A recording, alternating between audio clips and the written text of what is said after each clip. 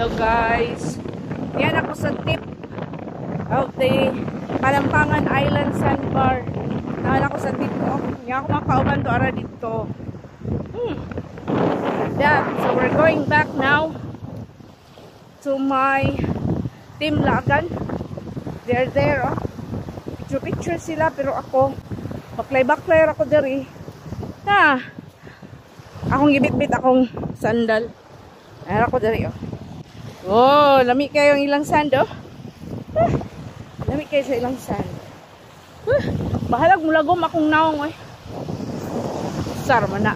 Maulian ramang gyapon na. But this is a once in a lifetime experience. Nga nakaabot ko diri. So impossible. Kay sige ba mi og kanang change og schedule sa among flight, no? Unya gilibre mi ni Sebakpog one flight kay para nga makaabot jud mi diring dapita. See that?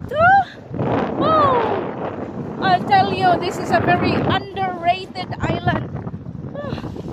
Tanawa lang, oh. Oh my God.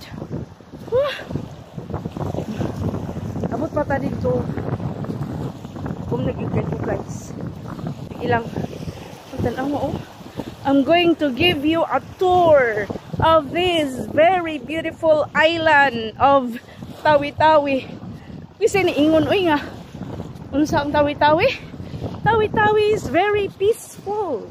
One of the safest places in the Barm region.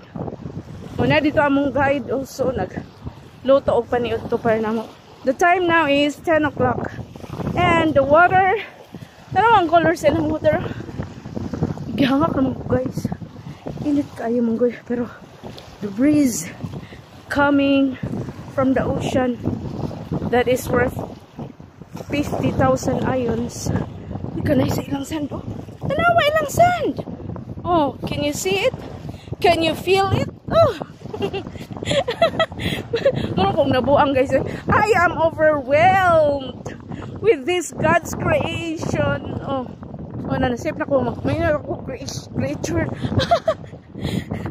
God's creation. Oh, tanawa. See? Oh, no entrance fee. Book lang ka upuan. Travel agency para masulit ni mo imong time. Kung mag-DIY ka, hindi mo masulit imong time. Niya mag-uban mo sa imong mga ka-works kay para magbahin-bahin ra mo sa inyong